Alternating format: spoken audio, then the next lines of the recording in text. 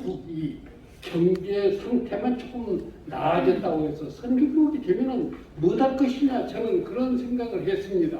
그래서 우리 그 문화 수준이 좀 격조 있게 우리 국민들이 했으면 좋겠다, 그런 생각을 하면서 제가 그 대회사에 우리는 보통 조선조 시대나 그 이전의 시대를 남성 위주의 사회라고 하지만은 사실은 그때도 그 품격 있는 생활을 했던 분들은 그저 여성을 그렇게 비하한다든가 약자를 멸시한다든가 그런 일이 없었습니다. 그래서 제가 그 대표적인 것으로 태계 이황 선생이 모든 가정에서 일어난 일은 안방에서 결정하고 그 발표는 사랑방에서 하도록 했다고 하는 그런 이제 거의 태계 평전을 보면 그런 글이 있습니다. 그래서 그것을 소개하면서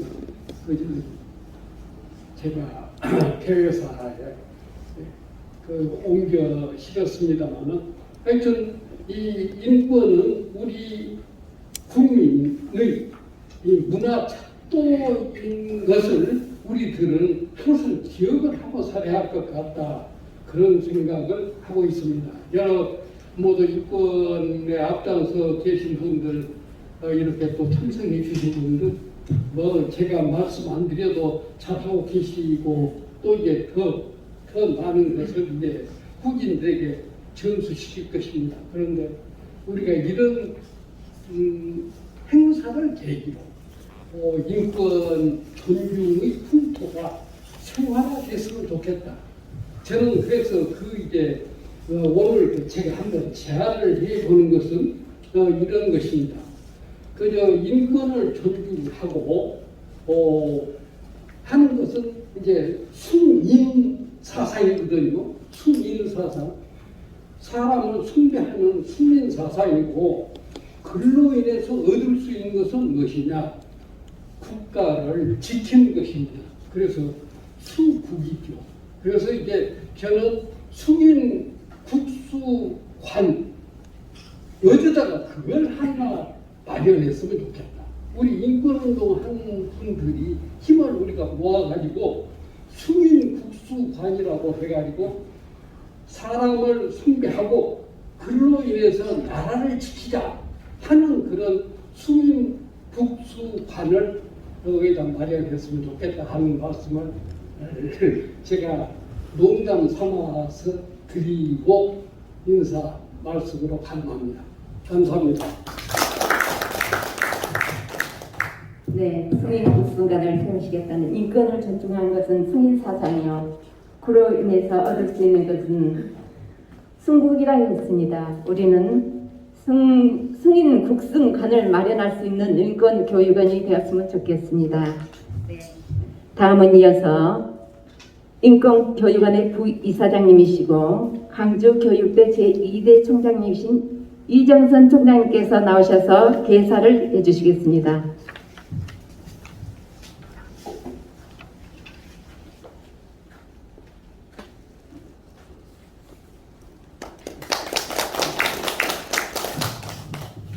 반갑습니다. 방금 소개받은 이정선입니다. 저는 소명원 이사장님, 위인백 원장님 이렇게 모시고 저희 사단법인 한국인권교육원 함께 한다라고 하는 것으로도 너무나 가슴 벅차고 자랑스럽습니다.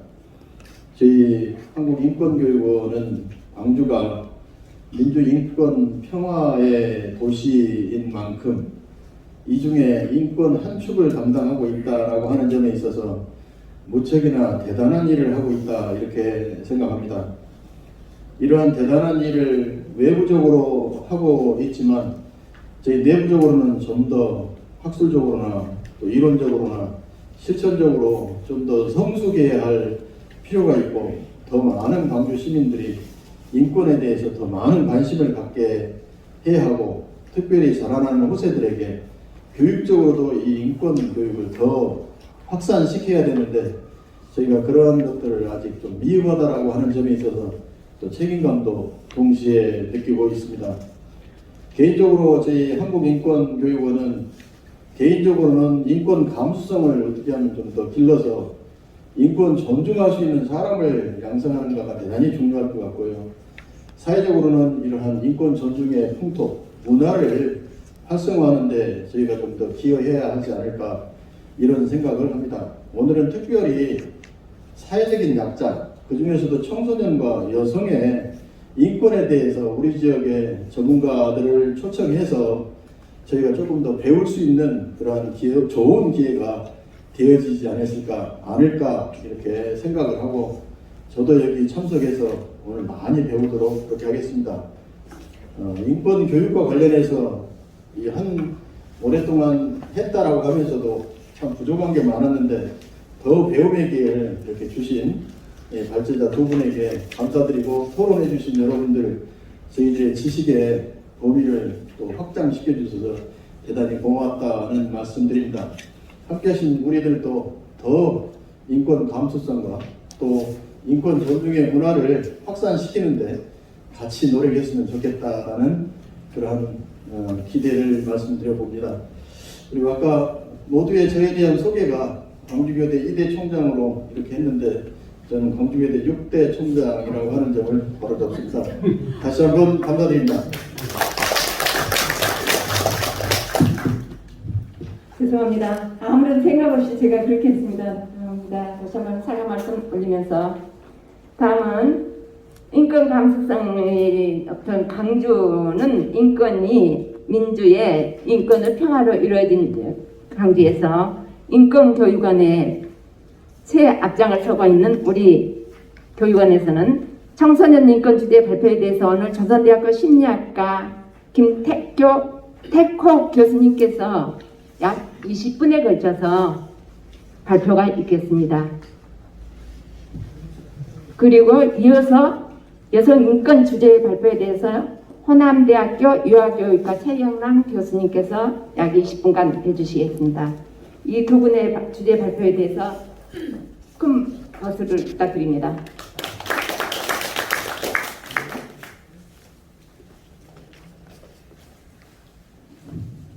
준비할 잠깐 시간에 우리 최영란 호남대학교 유아교육학과 발제가 받으셨습니다. 교수님 모셨습니다. 네. 그런 말씀 드리고 또 뒤에 우리 송미다 우리 단장님 같이 하겠습니다. 바로 진행하도록 하겠습니다. 네.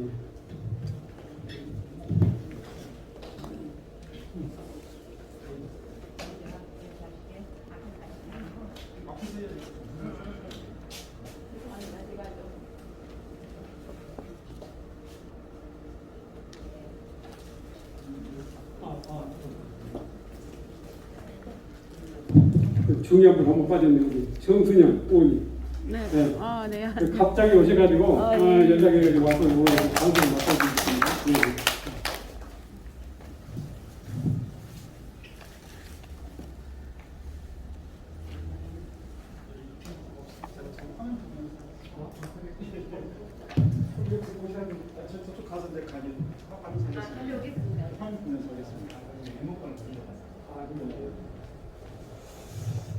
자, 우선 제가 먼저 청소년 인권에 대해서 발표를 하게 돼요.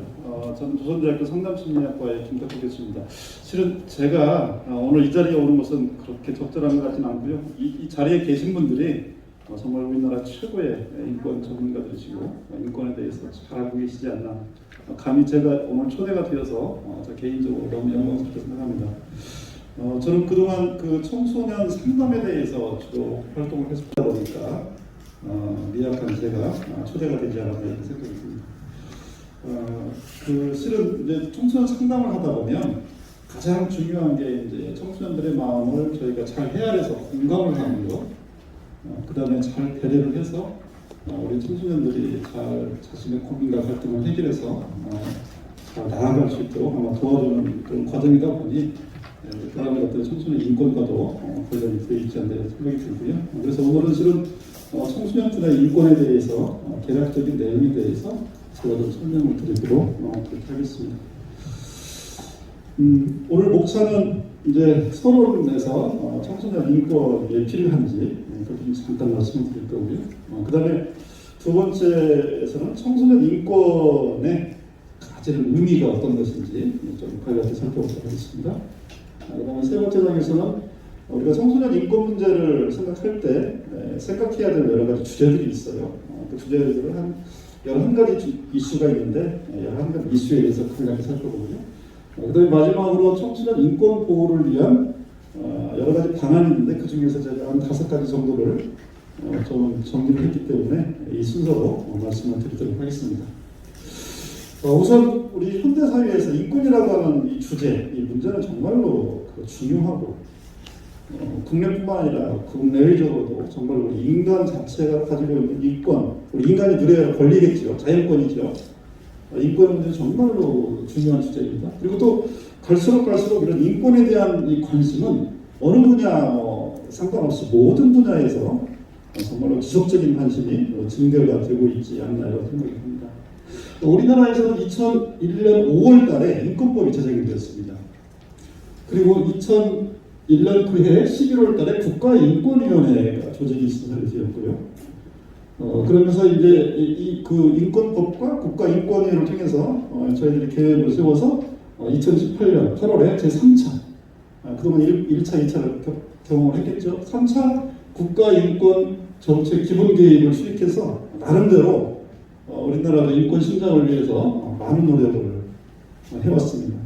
그래서 이렇게 많은 노력을 해왔는데 그럼에도 불구하고 다음 장 그럼에도 불구하고 아직도 우리 청소년들이 여러 가지 그 인권이 무시되는 그런 사례들이 종종 많이 발생을 하고 있죠. 우리나라가 많은 인권 신장을 위해서 많이 노력을 했음에도 불구하고 현실은 우리 청소년들의 여러 가지 인권이 무시가 되는 사례, 폭언이라든가 아니면 그 훈육이라고 하는 목적하에 체벌, 또 아니면 아이들이 청소년들이 학대를 받고 또 방임을 받고 또 때에 따라서는 성추행이나 성폭행 등과 같은 이런 인권 무시, 지금 인권 탄압이라고 하기는 그렇고 우리 청소년의 인권 자체를 좀 무시하는 그런 행위들이 일어나고 있는 게 현실입니다. 그런데 이 청소년들이 이제 자라는 청소년 시기에 어려서부터 알게 모르게 이렇게 인권 피해에 대한 경험을 하게 되면 상당히 이것은 그 청소년이 향후 성장해 가는데 보통 정도가 아니라 아주 부정적 영향을 많이 끼치게 되죠. 왜냐하면 자기가 자라면서부터 자연스럽게 그런 인권 무시를 당하는 경험을 자연스럽게 했기 때문에 그 청소년이 성장이 되어서 성인이 되어서 자연스럽게 자기가 받은 것처럼 자연스럽게 또 누군가를 이렇게 무시하는 그런 행위가 이렇게 대를 또 넘어가겠죠. 그러니까 결국 어려서부터 이런 인권 무시 경험을 당한 청소년들이 그 자기가 성장해서 자기도 모르게 다른 사람에 대해서 또 자녀들에 대해서 다른 사람에게 할 가능성이 높아집니다. 그래서 실은 청소년 인권을 보호하고 우리 청소년의 인권을 신장을 하기 위한 이 관심은 어느 한 개인의 가정의 어떤 학교에서 하여튼 전 사회가 우리 모든 사회가 많은 관심과 노력을 가지고 살 필요가 있습니다. 결국 우리가 청소년 인권은 다른 어떤 대상에 대한 인권보다도 훨씬 더 중요하다. 이렇게 우리가 인식을 하면 좋을 것 같고요. 자, 그 다음에 청소년 인권의 의미를 두 번째 살펴보면요. 결국 인권은 다들 아시겠지만 자연권이죠. 우리가 태어나면서부터 인간에게 주어지는 기본권 중에 하나죠. 결국 우리가 인종적인, 또 종교적인, 또 경제력, 이 개인적인 조건이나 특성에도 상관이 없이 차별을 받으면 안 되고요. 또 사회적 환경과 같이 이 관계없이도 보장이 되는 기본권, 자연권이니까 인권이죠. 이거 다 알고 계시는 거고요.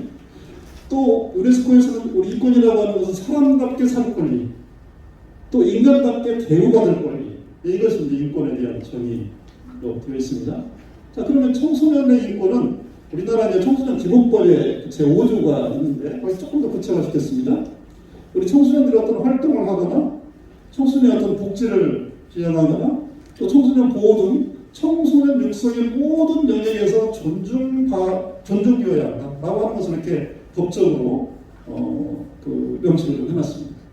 우리가 국가청소년위원회에서 실태조사를 2016년도에 한번 살펴보니까 우리나라가 이제 그 인권이 많이 신장되었음에도 불구하고 성차별이 12.3%, 연령차별이 11.6%, 학력이나 학벌차별이 11.5%, 또 경제적 차별이 9.8%라고 통계 수치가 나와 있습니다. 그러니까 많이 노력을 하고 우리가 선진국 대열에 가 있고 이름에도 불구하고 아직도 실태 조사를 하면 저런 정도의 실태가 나온다고 하는 겁니다. 그러면 청소년 인권이 왜 중요하고 어떤 의미를 지니라고 하는 것은 우리 청소년이 지니고 있는 인권 의식이 높으면 높을수록 이 인권 의식이라고 하는 것은 우리 사회의 인권 의식 수준을 반영하기 때문입니다. 청소년기 인권 생활화가 청소년 시기에 이런 인권에 대해서 알고 또 생활화가 되어 있고 내면화가 되어 있는 그런 것은 결국 우리 민주주의 시민성과 결부가 되어 있어요.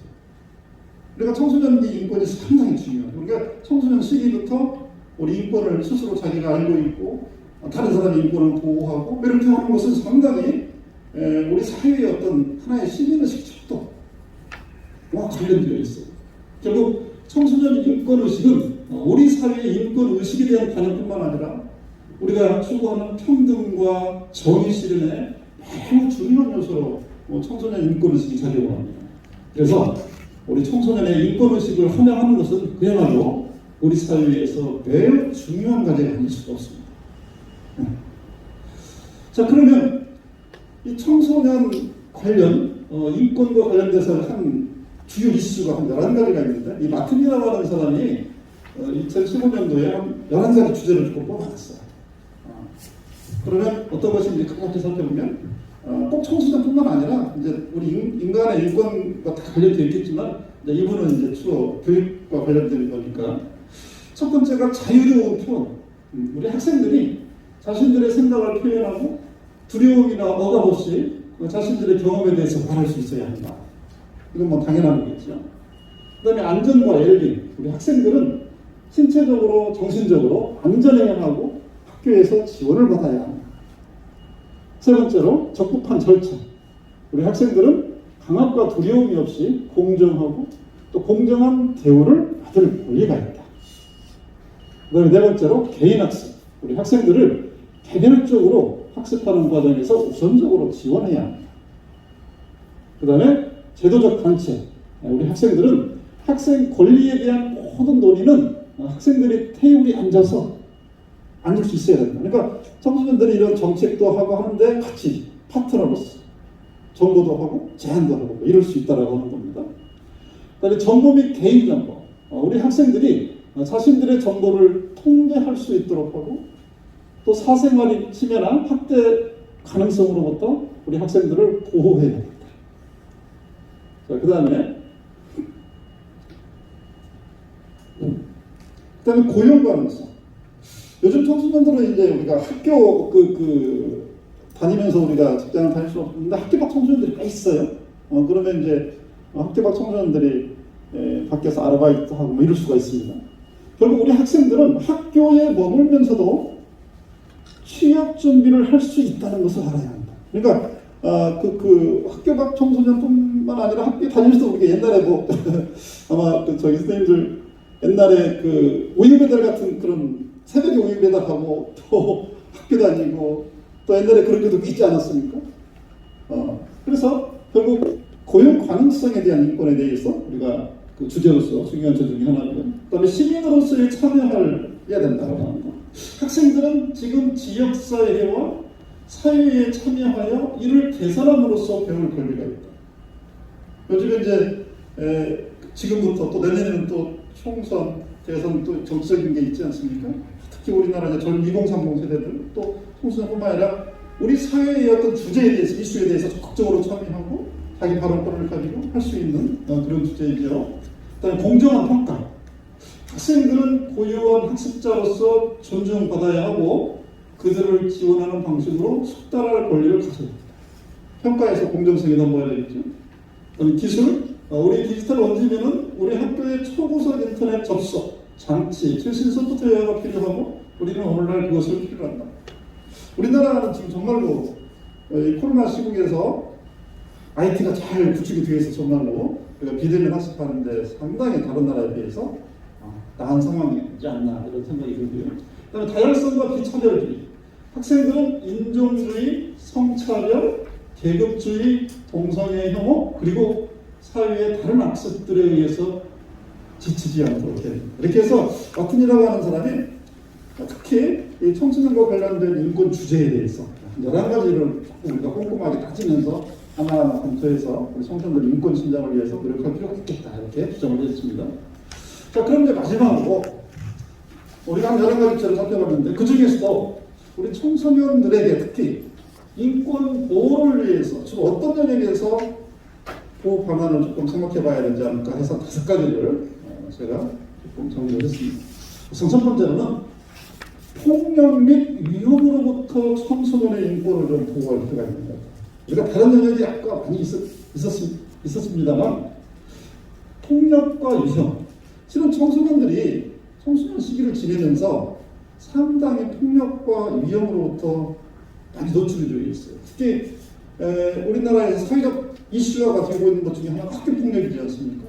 학교폭력이 학교에서 교장 선생님들이 가장 골칫거리 중에 하나가 학교폭력이에요. 옛날 같으면 우리가 학창시절을 떠올려서 추억을 떠올리면 친구들하고 뭐 재밌게 놀았던 추억거리가 있는데 요즘 청소년들한테 아이들 면담하다 보면 학교 다니면서 좋았던 게 뭐냐 그러면 좋았던 그것보다는 친구들로부터 왕따를 당하고 학교폭력 당하고 따돌림을 당하고 뭐 이런 것들이 오히려 그런 경험을 하지 않는 청소년이 드물 정도예요. 그러니까 청소년 시기부터 저런 폭력에 노출이 되어서 또 때에 따라서 가정에서부터 때에 따라서 학교에서부터 또 사회적으로 여러 가지 이런 폭력과 위험 상황에 많이 노출이 되어 있어요. 그래서 아마 우리 청소년들이 정말로 이런 폭력이 없고 위험한 상황에서 보호가 되고 또 폭력을 경험하지 않고 또 그렇게 할 수 있는 그런 그 인권을 지킬 수 있도록 해주는 게 무엇보다 급선무 있지 않을까 생각이 듭니다. 그리고 우리 사회는 청소년들이 폭력 상황에 노출이 되지 않도록 최선을 다해야 할 필요가 있어요. 폭력으로. 왜냐하면 폭력은 또 폭력을 낳거든요. 또 폭력 피해를 입었을 경우에 신체적, 정신적 건강 회복을 위한 모든 적절한 조치를 취할 필요가 있습니다. 그래서 옛날하고 달리 요즘에는 학교에서 학교폭력이 발생하면 즉각적으로 교장 선생님뿐만 아니라 모든 위원회가 바로바로 구성이 되어서 또 심지어 경찰까지 투입이 되어서 피해자 중심으로 즉각적인 조치를 취해서 폭력으로부터 청소년의 인권을 보호하고 하고자 하는 노력들이 이루어지고 있습니다. 그럼에도 불구하고 학교 폭력과 사이버 폭력을 통한 이런 폭력, 노출, 경험, 피해 이런 것들이 아주 많이 나오고 있습니다. 자, 그 다음에 두 번째는 아까도 말씀드린 것처럼 우리가 청소년의 노동에 관한 청소년의 인권을 보호할 필요가 있어요. 우리가 실은 학창시절에 다니면서 나름대로 우리가 생활이 어렵고 안 어렵고를 떠나서 어떤 노동을 할 필요가 있어요. 그런 상황이 찾아올 수도 있고. 그런데 이때 마치 그 편의점 같은 데서 아르바이트하고 이럴 때 우리가 청소년들의 그런 노동과 관련된 인권들이 제대로 보장을 받고 있는 것이지. 오히려 그것을 더 이용해서 우리 어른들이 또 사회에서 또 법적 제도적으로 이게 보완이 되어 있지 않다 보니까 마련되어 있지 않다 보니까 상당히 어찌 보면 노동 착취가 되는 거겠지. 결국 청소년의 근로가 지금 증가하고 있는 상황에서 이런 노동 영역에서 청소년의 인권을 보호할 필요가 있습니다. 또 제도적으로 꼼꼼히 좀 저희가 살펴볼 필요가 있어요. 어떤 면에서는 이런 청소년 시기에 그 노동이라고 하는 것이 상당히 그 청소년들을 성장시키고 발달과 성장을 위해서 필요한 그런 영역 중에 하나이죠. 근데 오히려 그것이 청소년들이 인권 무시를 당하는 경험의 장애 되어서는 안 될 것입니다. 오히려 건전한 노동을 통해서 우리 청소년들은 훨씬 더 성장하고 발달하고 자기의 가치관을 더 내면화시킬 수 있고 또 미래의 성인으로서 준비를 잘 할 수 있는 그러한 현장이 노동 현장이지 않을까 생각이 듭니다. 그리고 청소년 근로권과 관련된 문제는 특히 청소년 시설 외부에서 발생하는 경우가 많아요. 그러니까 어떤 아이들은 이제 청소년 쉼터라든가 이런 데 시설에 있다가 아이들이 이제 아르바이트 한다거나 경제적인 이렇게 해서 외부로 가거든요. 근데 그때만 사각지대가 많이 발생해요. 또 그래서 이러한 사실을 우리 청소년 지도자가 인지했을 때 어떤 신고를 적절히 잘 할 수 있다거나 또 청소년 스스로도 이것은 내가 인권의 보호를 받고 있고 하고 있는지를 적절한 정보 제공을 통해서 알고 있게 된다. 이렇게 해야 될 것이고, 그러기에 앞서 우리가 청소년들을 인권 현장에서 우리가 교육하고 또 활용하고 있는 우리 성인들이 먼저 앞장서서 잘 인권을 보호해 줄 필요가 있겠죠. 그 다음에 세 번째로는 양심과 표현의 자유에 관한 청소년의 인권을 보호할 필요가 있습니다. 이건 뭐 청소년뿐만 아니라 모든 사람이 다 중요한데요. 이 청소년 관련 기관에서는 어린이와 청소년이 처벌이나 불이익에 대한 두려움이 없이 여럿이 의사표현을 장려할 필요가 있습니다. 그리고 어린이와 청소년의 의견에 귀를 기울일 필요가 있습니다. 우리가 청소년들은 미숙하고 또 미성숙하고 뭐 자신들의 의견이 뭐가 있겠어? 성인 어른들이 해주는 대로 잘 따라오면 좋지. 뭐 이런 관점이 꽤 많아요.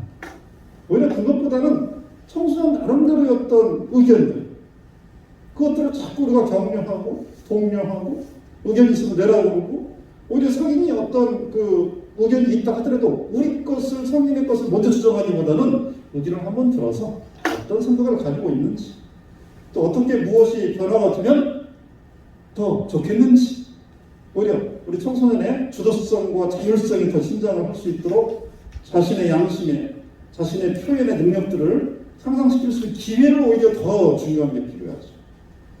근데 어떻게 보면 우리가 교육 제도가 학교에서부터 이런 훈련보다는 정답을 맞추고 정답을 하는 훈련이 너무 잘 돼 있어서 자신의 생각과 정답이 아닌 이야기를 하면 너 왜 꼭 그런 이야기를 하니, 이렇게 하는 풍토가 많이 있지 않나. 오히려 그것보다는 정답하고는 상관없이겠죠. 이상한 얘기를 더 할 수 있도록 허용이 되는 그런 기회가 되었으면 좋겠습니다. 그 다음에 네 번째로는 사생활과 개인 정보에 관한 청소년의 인권을 보호할 필요가 있습니다. 결국 사생활의 비밀과 자유는 자아의 독립과 행복 추구를 위해서 필수적으로 요구가 되는 권리입니다. 그래서 우리가 청소년 관련 기관에서는 어떤 집단 생활이라고 하는 이유로 사생활에 대한 부당한 간섭과 통제가 이루어질 가능성이 높은데, 이런 것을 최소화시킬 그런 노력이 중요하겠습니다. 마지막으로 자기결정권 및 참여할 권리에 관한 청소년 인권 보호를 강화시킬 필요가 있습니다. 결국 청소년은 교육의 주체로서 참여와 관련된 권리를 지닙니다. 또 청소년 활동 현장에서는 청소년의 참여를 독려할 필요가 있겠고요. 또 청소년의 자치권 확대를 위해서 국가 및 지방자치단체에서도 다양한 노력을 필요로 합니다.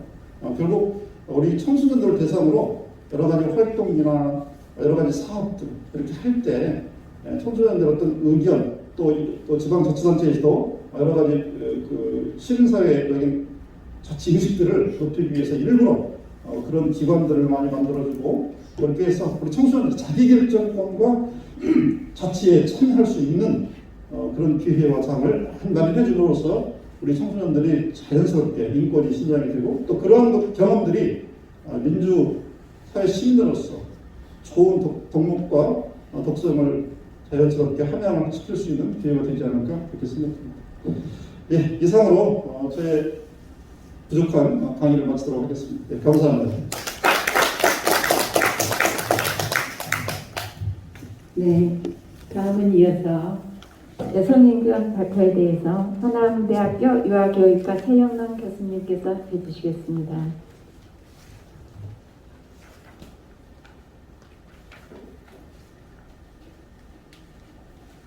안녕하십니까.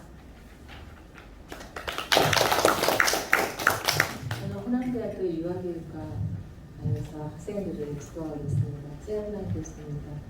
사실 저도 인권에 대해서는 잘 모릅니다.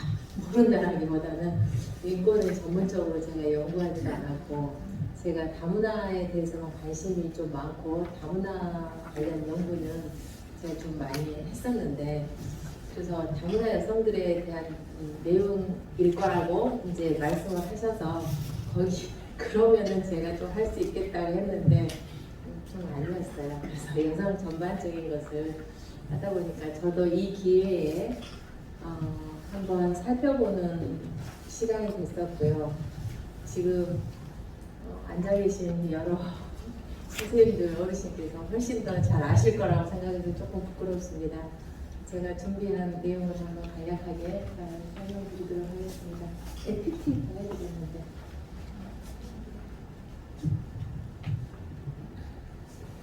네, PT 그때 같이 보내주던. 네.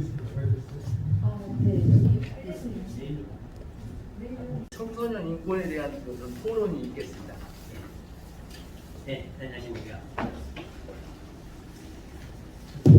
예,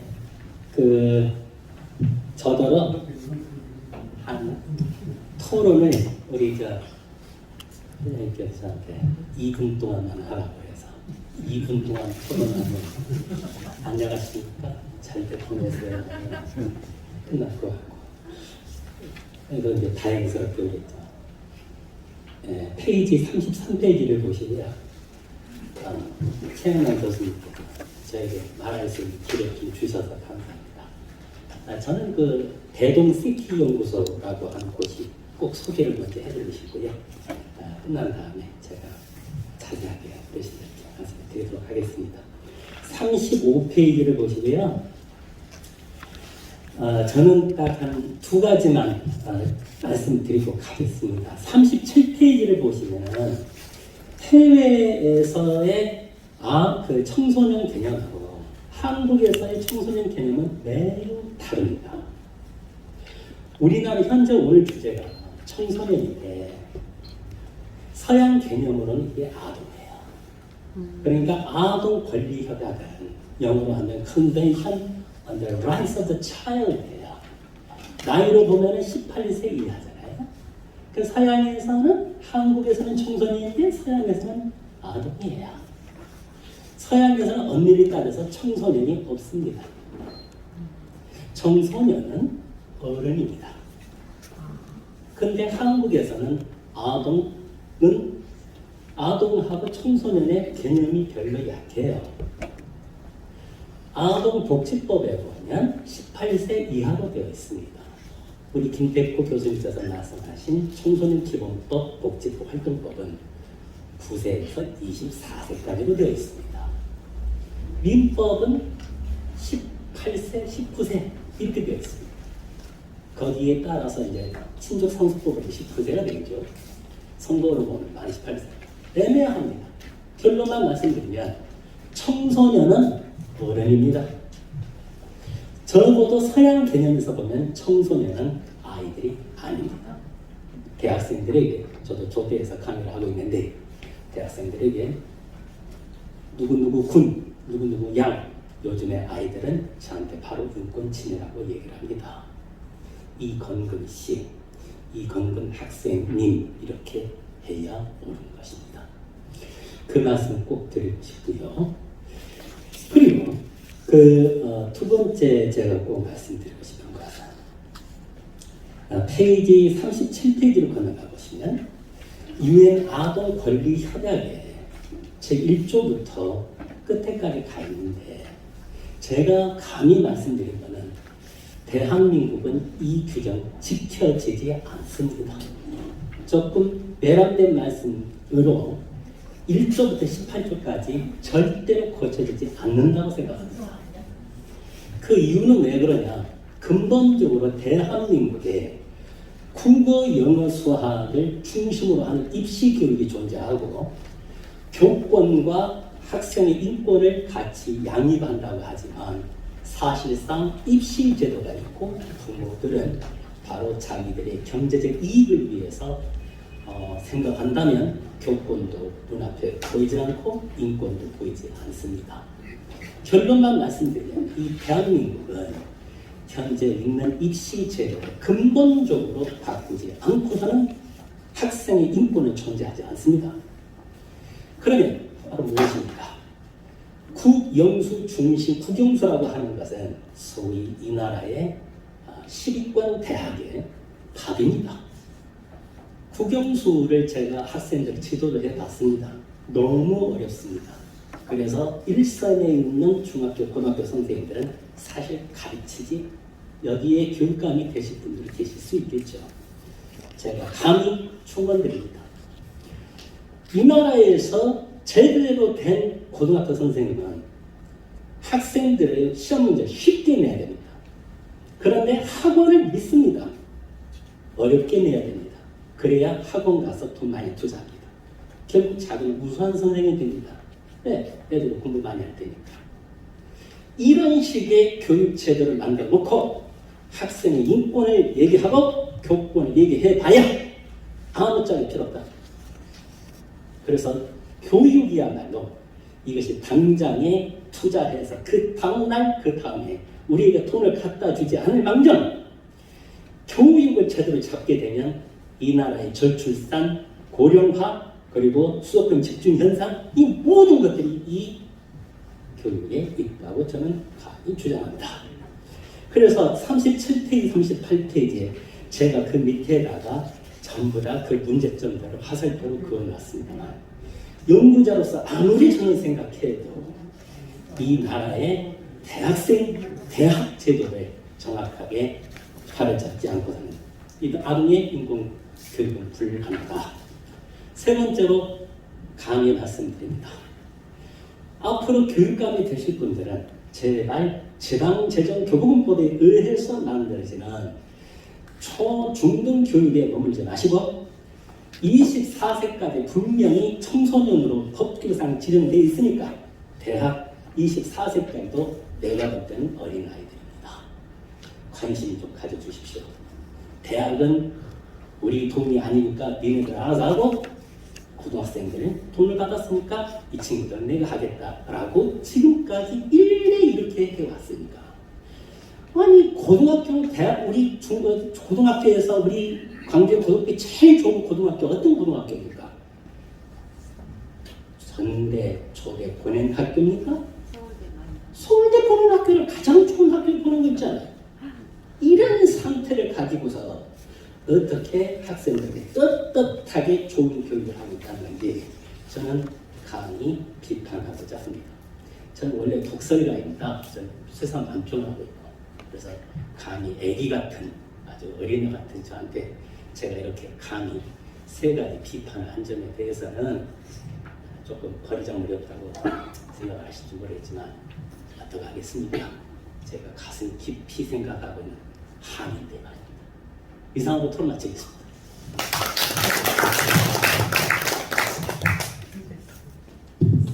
간략하고 명쾌한 토론 좋습니다.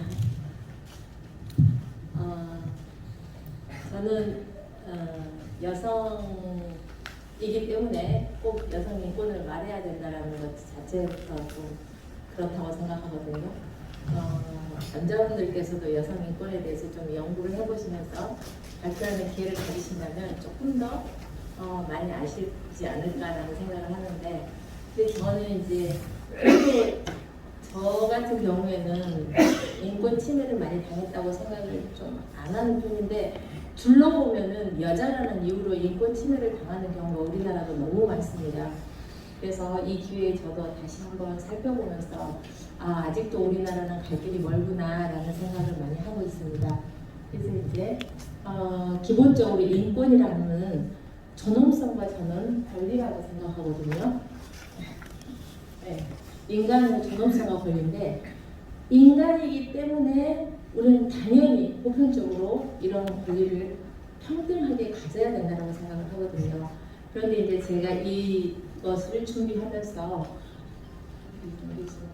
이제 여성이라는 이유로 끔찍하게 학대와 폭력을 당하는 책을 한번 봤는데요.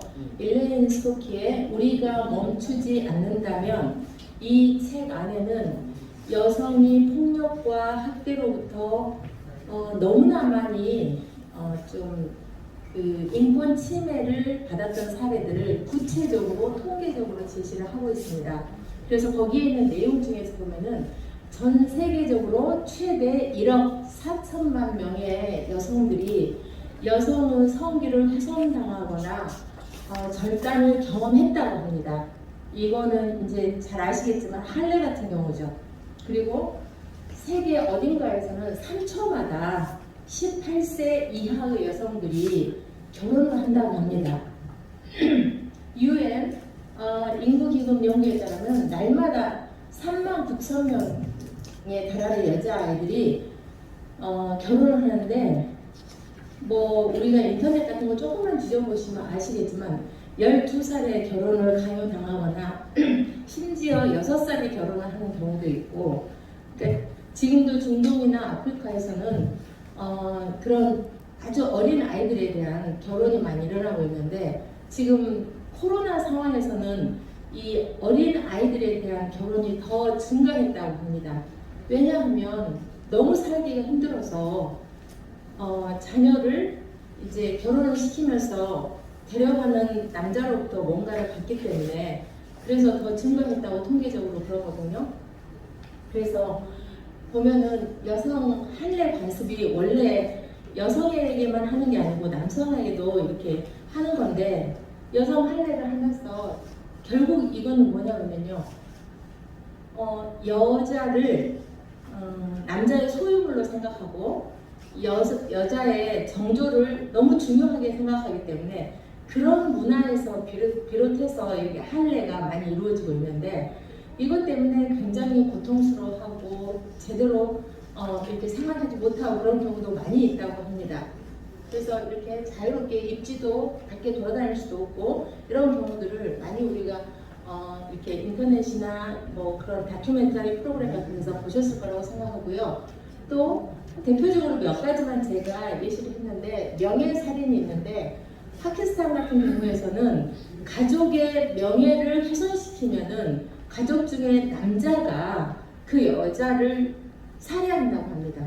그래서 가족의 명예를 중요하게 생각하면서 그러니까 여자를 동등하게 같은 사람으로 생각하지 않는다는 것이죠. 그리고 우리나라에서 대표적으로 이거 보면은 2017년도에 서울시 교육청에 접수된 사례인데, 여학생들이 요즘은 생리휴가도 인정을 해주고 저희 대학에서도 뭐 요즘 코로나 주사 맞는다 하면은 공개월 처리해주고 생리 있다 하면 공개월 처리해주고 그러거든요. 근데 이 여학생에게 생리휴가라니까 그러면은 패드를 갈아서 보여달라, 그렇게까지 요구를 했다라는 것입니다. 이거는 말로 할 수 없는 인권 침해라고 생각합니다. 그리고 세계 박해 리스트에서도 기독교 박해의 90%에 해당하는 데가 여성 침해가 아주 심각하게 일어났다라고 보는 것이거든요. 그래서 또한 사우디아라비아 같은 마흐람 제도 같은 경우는 여자가 혼자 돌아다니지 못하게 하는 거예요. 결국 여자가 어디를 다니거나 외출을 하거나 이동을 하거나 하려면은 아버지나 뭐 나와 같은 친척인 남자가 동의해야만 가능한 것이에요. 그리고 요즘 뉴스에서 많이 보시겠지만 요즘 파키스탄 같은 경우는 여성들이 부르카를 입지 않으면 다니지를 못하잖아요. 그리고 아예 밖에 나오려고 생각도 하지 못하잖아요. 집에만 숨어있고. 그러니까 예전에 불과 몇 년 전에만 해도 대학을 다녔던 여자들이 집에 숨어서 여성 운동을 한다거나 아니면 집에 숨어서 나오지 못하거나 이런 것들은 여성 인권 침해가 아주 심각한 사례라고 볼 수 있습니다. 그러니까 전 세계적으로 강간이 없는 나라는 없는 것 같습니다. 그리고 여성에 대한 학대나 그런 폭력, 그걸로부터 자유로운 나라는 매우 드물다고 생각합니다. 그래서 여성의 권리를 결국 이런 것들은 인권으로 생각하지 않는다라는 것에서부터 문제가 나온 것 같습니다. 그래서 1966년에 자유권 규약과 사회권 규약에서 이렇게 여성의 인권이라는 것이 나오는데, 유엔 총회에서 1967년에 여성 차별 철폐 선언을 했어요. 그래서 1979년에 이거에 대한 협약이 제정이 됐습니다. 그래서 19세기에서 20세기 초에는 여성을 보호해줘야만 한다라는 그런 관점에서 시작됐는데, 이제 1970년대에서 이렇게 80년대에서 여성의 지위를 재평가하게 되고 여성 인권을 어떻게 하면 조금 더 인권을 발전할 수 있도록 모색할 수 있을까, 이런 것들이 이제 움직이기 시작했고, 우리나라에서는 여성 인권에 대해서는 여성 운동으로부터 시작했습니다. 우리나라 같은 경우는. 그러니까 우리나라도 실은 요즘은 여성 인권이 많이 이렇게 상승했다고 볼 수 있으나 세계적으로 성평등 지수는 아직도 108위입니다. 190 몇 개국에서 우리가 성평등 지수가 높지는 않습니다. 그런데 또 한편에서는 남자분들도 우리도 역차별을 당하고 있다라고 말하고 있으나 이런 것들이 이제 그래서 저는 전반적으로 이제 세계적으로도 아직도 여성 인권에 대해서 이렇게 문제가 많다. 그러면은 이제 우리나라로 한번 들어가 보려고 합니다. 한국 사회에서는 이게 이제 15세부터 39세 청소년들 대상으로 조사를 했더니 성별에 따라서 불평등이 어떠냐 했더니 왼쪽이 여성이 지금 답한 거예요. 그 노란색이 지금 그렇게 불평등을 많이 불평등하다고 인식하고 있는 것이죠. 상대적으로 남자들도 뭐 좀 불평등하다라고 인식하고 있지만 여성들이 아직도 훨씬 더 불평등하다고 인식하고 있고 이게 결국 청소년들이 이렇게 생각한다는 것은 결혼에 대해서 비판적으로 생각한다는 것입니다. 결혼을 하지 않으면 우리가 저출산 국가이고 뭐 500년 후에는 지구상에서 가장 먼저 없어지는 나라가 대한민국일 거라고 예측을 하고 있는데 이 상황에서는 여러 가지로 우리가 생각해 봐야 될 거라고 생각합니다. 여학생들한테 물어봐도 반절 이상이 결혼에 대해서 별로 생각을 하지 않거든요. 그리고 결혼을 한다 하더라도 딩크족처럼 그냥 자기들만 즐겁게 살지 자녀를 낳으려고 생각도 하지도 않거든요. 그래서 이제 이런 문제까지 확대가 되기 때문에 사회적으로 많은 문제를 야기시킬 수 있습니다. 그래서 우리나라에서는 반성폭력 운동이라고 하면은 다들 아시겠지만 1991년과 1992년도에 그때 이제 여성 운동이 일어났다고 생각하시면 됩니다. 반성폭력 운동이. 그때 91년대는 김부남 사건이라고 하면 다 아시죠? 김부남 씨가 9살 때 예전에는 자기 집에 우물이 없었던 시절이 있었잖아요. 자기 집에 우물이 없으니까 옆집에 우물을 이렇게 기르러 가는 경우가 많잖아요.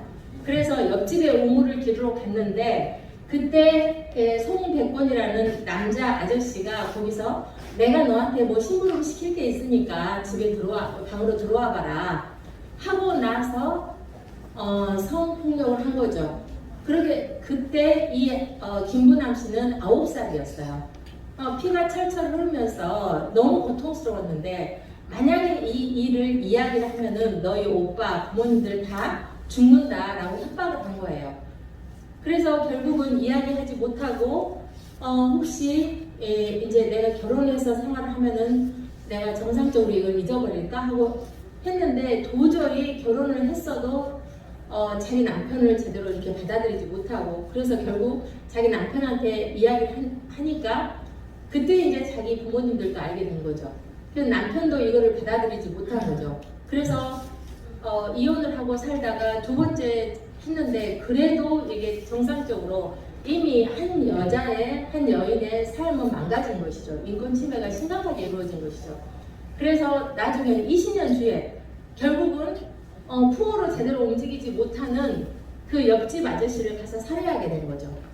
그래서 살해하고 나서 정상 참작이 되고 정신적으로 여러 가지 문제가 그동안 너무 고통스럽게 살았기 때문에 아마 형량은 2년 6개월 정도로 이렇게 나온 걸로 알고 있거든요.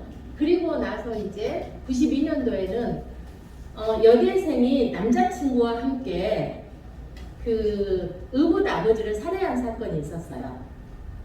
그것은 이때 자기가 어렸을 때 의붓 아버지가 이렇게 엄마하고 다시 재혼을 해오고 살았는데 한쪽에는 엄마, 한쪽에는 이 딸아이. 그래서 같이 있는 데서 번갈아 가면서 성폭력을 할 정도로 이 학생은 너무나 힘들게 그런 삶을 살아왔다고 해요. 그래서 결국은 자기 남자친구한테 이 이야기를 하고 자기 남자친구가 자기 여자친구의 이런 고통을 도와주지 못하는 게 너무 미안하게 생각해서 결국은 둘이 가서 살해를 한 거죠. 그래서 의붓 아버지를 살해하는 이 사건을 계기로 해서 우리나라에서는 여성 반성폭력 운동에 대해서 이슈화가 되면서 다시 한번 생각해보는 계기가 된 것입니다. 그리고 이제 이런 남녀 평등에 대해서는 군 가산점에 대해서 예전에 여자 애기 낳는데 왜 남자도 군대 간다고 가산점 주냐. 여자들 아이 낳는 것에 대해서도 가산점 줘야 되지 않겠느냐 여러 가지 말이 많았었잖아요.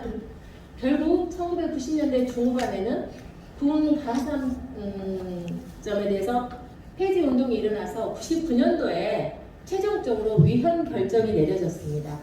그리고 2005년도에는 호주제도 폐지되는 이렇게 국회에 통과했고, 그래서 현재 다양한 측면에서 아직도 여성 인권 문제가 이슈화되고 있다는 상황입니다.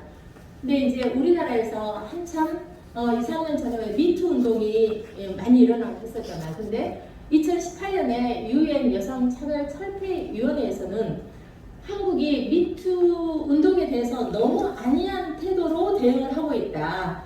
여기에 대해서 강력하게 비판을 당했습니다. 그리고 영국 시사주간지 이코노미스트가 이렇게 OECD 국가에서 여성 차별 수준을 지표화했는데 그게 이제 유리천장 지수인데 한국이 꼴등이에요.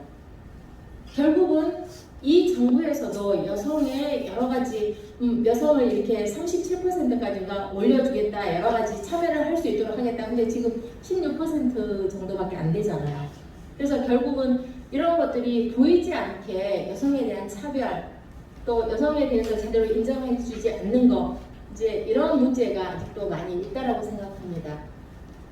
그러면 이제 우리가 우리 사회 안에서 전반적으로 여성에 대한 인권 침해 사례도 있지만 더더욱이나 우리 사회적 약자로 여성으로 우리가 바라봐야 될 사람들은 결혼 이주 여성이거든요. 현재 우리나라는 외국인들이 우리 전체 국민들 숫자에 비례해서 4%에 해당하는 외국인들이 같이 살고 있어요. 더더욱이나 결혼을 이주해서 결혼 이주 여성들이 상당히 많이 있거든요. 예전에 통계에 의하면은 시골 농촌 총각 10명 중에 4명은 외국인 여성하고 결혼을 해서 살고 있다는 것입니다. 그러면은 이 여성들에 대해서 우리가 얼마나 여러 가지를 배려하고 생각을 했는지. 근데 사실 다문화 여성들에 대해서는 최근 뭐 한 2년 전만 해도 베트남 여성 살해 사건도 있었고 너무나 흔하게 우리가 그런 것들을 경험하잖아요.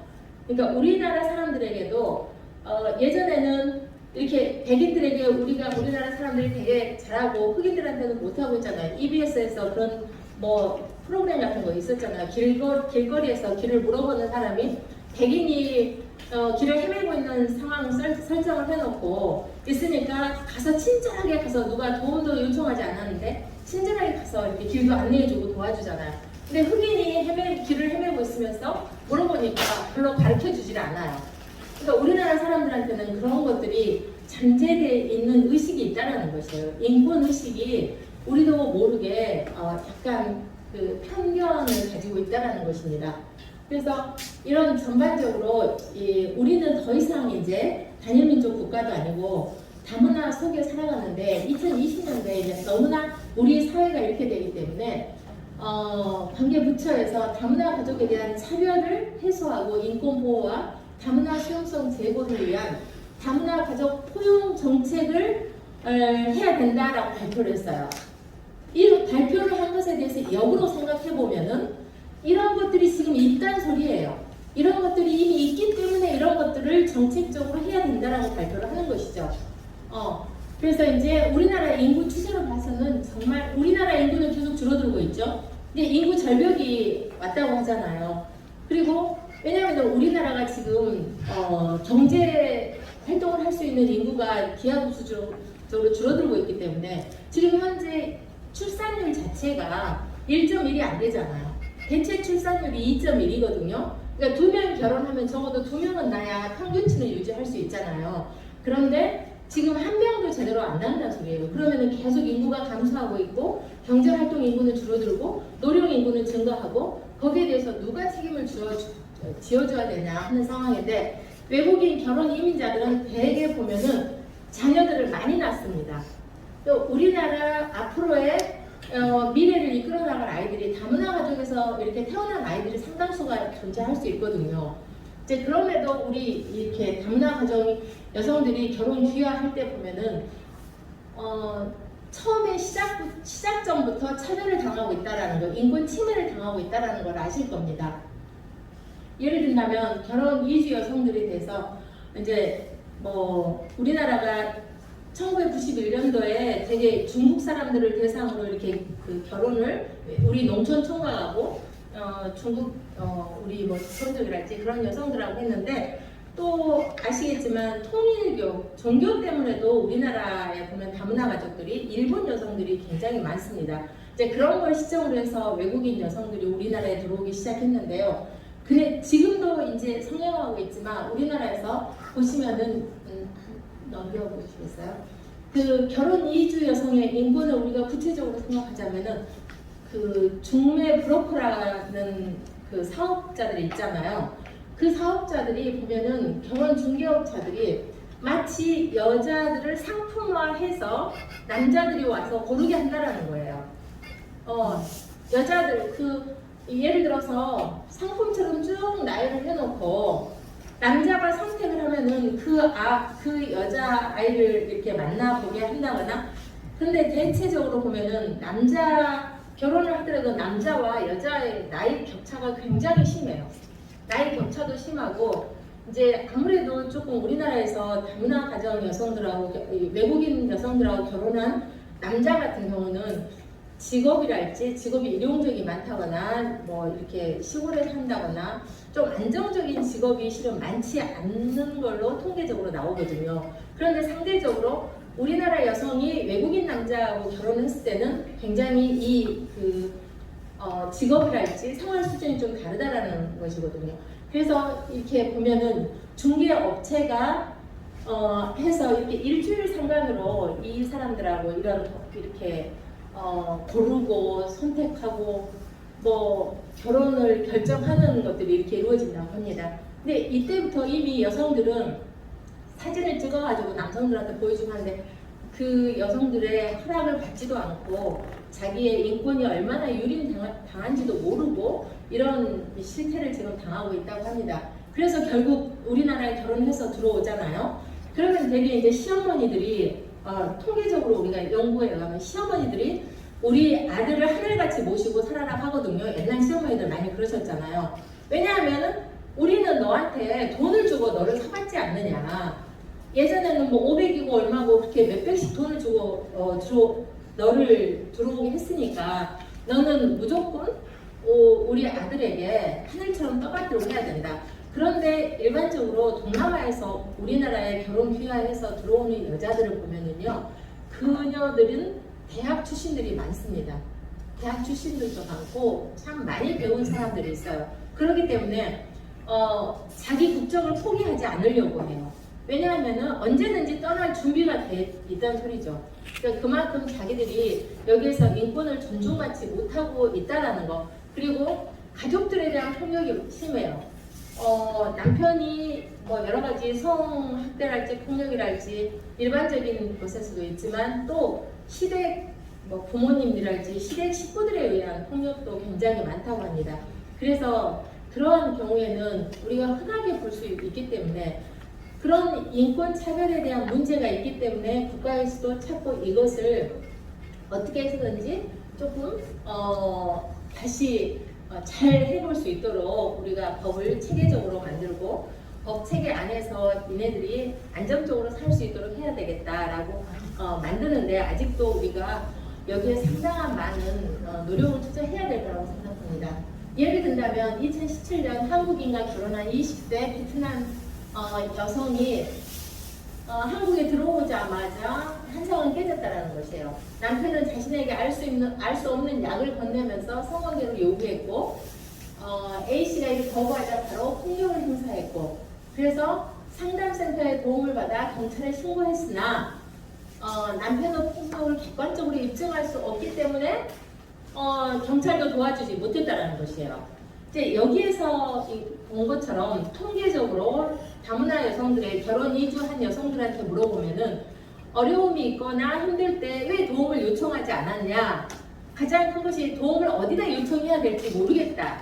두 번째는 도움을 요청해도 별 도움이 되도 않더라. 그러니까 우리 그 전반적인 그 사회 문화 안에서도 이네들을 적극적으로 보호해주고 도와줘야 되겠다라는 생각이 별로 없다라는 것이죠. 네, 그래서 이런 사례들이 있고요. 그래서 이제 우리나라에서는 19년도에 결혼 이주 여성 인권 보호 내실화 방안을 발표했어요. 그래서 그 내용을 보면은 이렇게 인권 침해적 국제 결혼을 예방할 수 있도록 하고 가정폭력 신속 대응 및 피해자 보호랄지 결혼 이주 여성 체류 안정 지원이랄지 안정적 정착이나 참여 확대 이런 내용. 그러니까 이제는 예전에는 남편에 불러서 아무리 폭력과 학대가 심해도 빠져나가지 못한 것이 자기가 국적을 획득하기 전까지는 그 신원보증을 한 사람은 남편이었잖아요. 이제 그런 문제에 대해서도 많은 변화가 지금 일어나고 있는 것 같습니다. 저는 여기에서 마무리하겠습니다. 고맙습니다.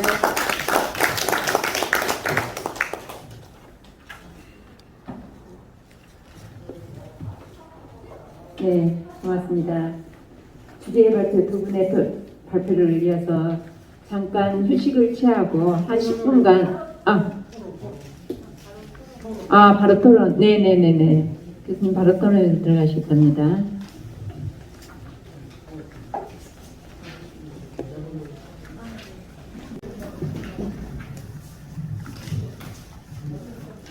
안녕하십니까. 저는 이전에 무안군 종합사회복지관 관장을 했고 그리고 겸직으로 무안군 다문화 지원센터장을 했습니다. 오늘 20분 토론을 한다고 저에게 주어진 시간이 그런 줄 알았는데 5분으로 줄이라는 법명이 내려주셔서 이걸 줄이려고 갑자기 쪼가 그래요. 그런데 저는요 오늘 이제 여러분들이 그 개괄적인 일반적인 어떤 인권에 대해서 말씀을 해주셨다면 저는 사례 하나를 원래는 2개 해갖고 좀 무의식에 연락했는데 하나만 하고 간단히 마치겠습니다. 제가 이제 다문화 센터장을 하고 있는데 어느 날 전라남도 쉼터에서 연락이 왔습니다. 다문화 여성과 어린아이들을 지금 경찰이 쉼터에다 데려다 놓고 갔으니까 센터장이 와서 해결을 해라. 그래서 제가 갔습니다. 가서 이야기를 들어보니까 그 여성의 남편이 정신병 중에서도 조현병을 앓고 있었는데 조현병이 무엇인지 아시죠?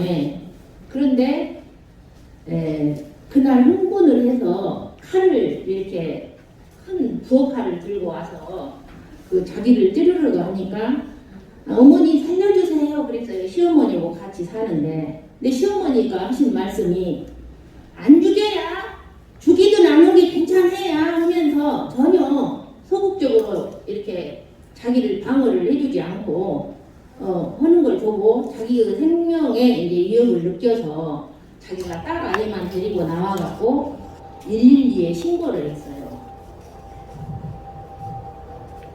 그런데요, 지금 다문화 여성들은 한국에 결혼하기 전에 자국에서 교육을 받습니다. 어떤 교육을 받냐면 위험한 일이 생겼을 때는 112, 그 다음에 쉼터는 경찰서에 말하면은 바로 데려다 주고 이런 걸 배워 가지고 가요. 그래서 이제 일단 기본적인 것은 배워 가지고 온 다음에 이주 여성 선배들한테 또 다른 교육을 받습니다. 어떤 교육을 받냐면은 자 남편이 술을 먹고 와서 기물 파손을 하고 들어 누워갖고 욕짓거리를 하고 이런 거 있잖아요. 그거는 반드시 동영상으로 찍어놔라. 그래서 동영상으로 증거물을 남기게 한 다음에 그 다음에 남편이 본인을 폭력을 했다. 그러면은 반드시 적은 폭력이어도 병원에 가면은 2주 이상 나온다. 진단이. 그게 진단서를 꼭 끊어놔라. 그래서 우리에게 어떤 일이 이렇게 부딪힐 때에는 절대로 우리도 당하지 말자. 이런 그것이 다 자기들한테 이제 이주 여성 선배들한테 배워가지고 이제 가지고 있어요. 근데 이 여성도 112에 이제 신고를 하니까 자기가 현경면에 살았는데 현경면 그 당시 이제 파출소하고 연결이 가까운 곳에 되잖아요. 그러니까 이제 그 경찰들이 그 차를 갖고 그 여자를 데리고 바로 이제 자기들도 걱정스럽게 데리고 있으면 얼른 쉼터로 된다는 거예요. 그랬는데 이 여성이 이 시어머니도 그렇고 또 시어머니의 문제점이 뭐냐면 자기를 인간으로 생각을 안 하고 여름철에 아무리 더워도 모욕을 한 달에 한 번만 해라.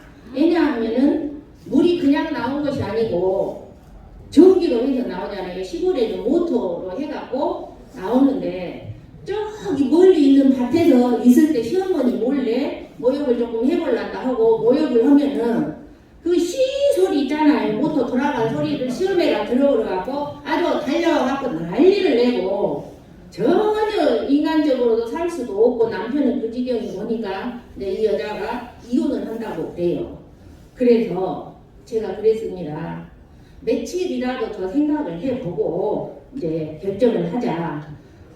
며칠 있으니까 이 여성이 이제 자기를 데리러 오라 그랬어요. 그래서 이제 저희가 갔습니다. 가가지고 이제 시댁으로 가서 이혼을 이제 이야기를 해야 될 거 아니에요. 가고 있는데 그 파출소에 있는데 지금 가긴가 이 여성이 몸을 부들부들 떨면서 센터장님 우리끼리 가면은 무슨 일이 일어날지 모른다고 경찰을 데리고 가자고 그래요. 그래서 제가 이제 그러자 그래갖고 파출소 소장님한테 가서 경찰 2명을 이리저리 다시 데리고 집으로 가야 쓰겠다 그랬더니 파출소 소장님 오시는 말씀, 이것이 지금 시골에 계시는 경찰분들은 많은 경찰분들의 생각이에요. 죄송하지만 다 그렇지는 않습니다. 근데 저한테 뭐라고 하냐면 나도 이 지역에 몇 번이나 가고 근무를 했기 때문에 이 지역 주민들하고 친한뒤 내가 너무 가정에 싸움 나는 뒤에다가 경찰을 보낼 수가 없다는 것이요. 그래서 강보국에 요청을 몇 번 해도 안 되길래 그러냐고 내가 전라남도 경찰청 행정발전위원님들이 경찰청장님한테 통화를 좀 해야 쓰겠다고 이제 전화를 끄집어낸 게 이제 뭐라 하냐면 가만히 있어보라요. 그래서 내가 당신은 도대체 어떤 사건이 일어났을 때 당신의 마인드가 사건이 일어나기 전에 사전 예방을 하려고 하느냐 아니면 사건이 일어나갖고 뭔 일이 벌어져서 사후 관리를 하려고 하느냐 둘 중에 어떤 마인드를 가지고 경찰을 하고 있냐. 그게 아이고 이제 그때는 좀 의식이 대책이 없다는 것이 뭐라고 하냐면은 그 경찰들한테 하는 말이 아이 될 수 없다 이 따라가봐라 이 그러더라고요. 그래갖고 이제 경찰 2명을 데리고 이제 그 동네로 갔습니다. 가갖고 그 동네 입구에다가 그 경찰관들이 동네 입구에서 기다리라고 그러고 핸드폰만 이제 딱 갖고 그 사람들 번호만 갖고 그 집에 들어갔어요. 갔더니 그 집 그 이주 여성 남편이 저를 보더니 깜짝 놀라더라고요. 그러더니 이제 시어머니가 나와갖고 이 며느리를 보자마자 고함을 지르기 시작하는데 네가 우리 집 상전이라고 응? 네 비율을 얼마나 맞춰야 쓰겠냐고 그러면서 오히려 이 며느리한테 막 뭐라 그래요. 그러면서 우리나라에서는 시집을 오면은 남편이 좀 부족하고 무엇이 어째도 다 참고 살아야 된다고 해. 또 저한테 뭐라 그러냐면 그요 안 그요 그래요. 그러죠. 웬만하면 참고 살아야 되는데 어머니 며느리한테 저기 뭔 말 하지 마시오. 제가 거짓말을 살짝 쳤어요. 시어머니 아주 나쁘다고 나빠요 시엄마 나빠요 시엄마 저한테 계속 그랬거든요. 근데 거짓말로 어메 옹선 집이 며느리가 세상에 남편은 그렇게 무섭고 두려운데 시어머니가 너무 잘해줘서 이때끔 참았는지 이제 안 되겠다 해요. 그게 갑자기 시어머니가 화내지더니 저한테 뭐라 하냐면 그래도 속은 있는갑소 내가 저한테 잘해준 줄 알고 그게 전혀 아니에요. 그래가지고 이제 이 며느리가 이제 저 시어머니 남편 앞에서 어떻게 할 것인가 말을 해라 그랬더니 이혼을 하겠다고 이제 그래요. 그러니까 이제 시어머니 그 실망감 사람이 이루 말할 수가 없어요. 그래서 이제 거기다 놔두고 오면은 어떤 일이 벌어질지 모르니까 다시 데리고 나왔습니다. 제가 그 MBC 방송국에서 다문화 여성 인권에 대해서 이제 토론회를 할 때 패널로 나갔어요. 근데 그때 이제 그 제가 다문화 여성들이 받는 성폭력, 어떤 남편 40살 먹은 남편은 21살 각시오고 1년 내내 하루에 한 번씩 한 번도 안 빼고 했다고. 그래갖고 각시가 못 살겠다고 하니까 남편이 와갖고 저한테 이게 당연한 거 아니냐 해서 아무리 40살까지 굶었다고 그렇게까지 넣을 수가 없다고 저러고 아주 여러 가지를 리얼하게 우리가 상담을 해가면서 살았는데 그랬지만은 어떤 경제적 어려움 같은 것은 여성이 나중에 일을 해도 되고 부족한 면은 이렇게 그 어머니 말씀대로 살아가면서 보완을 할 수 있는데 이런 조현병이나 이런 것으로 인한 것은 생명의 위험을 주잖아요. 그래서 그런 경우에는 저는 이혼을 그 결정한 여자에게 자율권을 줍니다. 제가 뭐 하지 마라 이런 소리는 안 해요. 그리고 이제 마지막으로 제가 말씀드릴 수 있는 것은 그 여성은 지금은 우리나라 그 다문화 정책이 참 잘 되어 있습니다. 세계 어느 곳에 내놔도 빠지지 않는 그런 다문화 정책이에요. 근데 이 여성을 쉼터로 다시 데리고 갔어요. 그래가지고 이제 국선 변호사가 이제 공짜로 해갖고 이혼을 다 종료를 했어요. 근데 이혼을 하게 되면 자기가 국적을 취득한 자는 한국에서 살아도 된뒤 10년을 살아서도 국적 취득 안 해주는 남편들이 많아요. 도망간다고. 그래갖고 국적 취득을 안 한 사람은 자국으로 추방을 당합니다. 이혼을 하면. 단 좋은 것은 뭐냐면은 귀책 사유, 이혼 후 귀책 사유가 남편한테 있을 때에는 추방을 안 당해요. 한국에서 살아요. 그래서 이 애기하고 둘이 한 평에 있는 모자가정 있잖아요. 거기 이제 센터로 보내서 거기에서 이제 6개월 살다가 또 이제 지방자치단체의 도움으로 잘 살아가고 있는 것까지 보고 왔습니다. 그런데 이제 그 중요한 것은 제가 패널로 나갔다고 했잖아요. 그때의 상대 토론자가 여성이 뭐라고 하냐면은 그러면은 뭔가 마음이 불편하다 해서 결혼 후 자유를 못 가지면 쓰겠냐 그래요.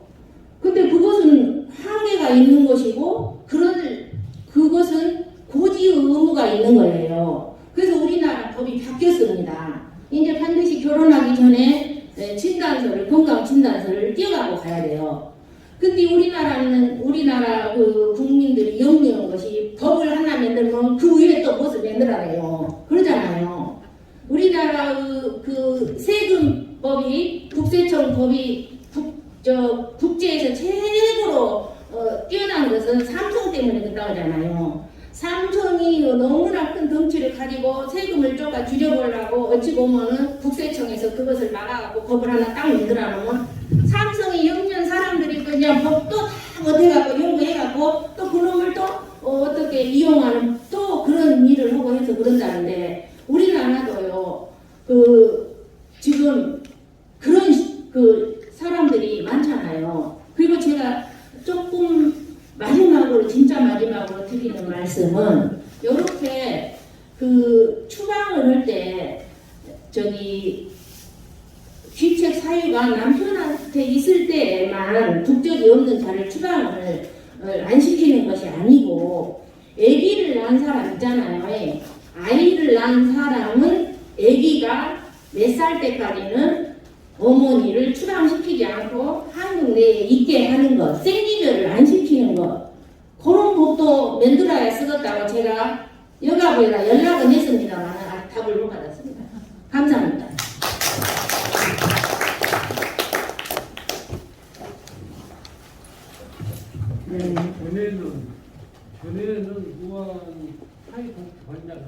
지금은 그건 퇴직하셨죠? 네? 퇴직했어요. 지금 마스크 벗으면 나이가 겁나 보여.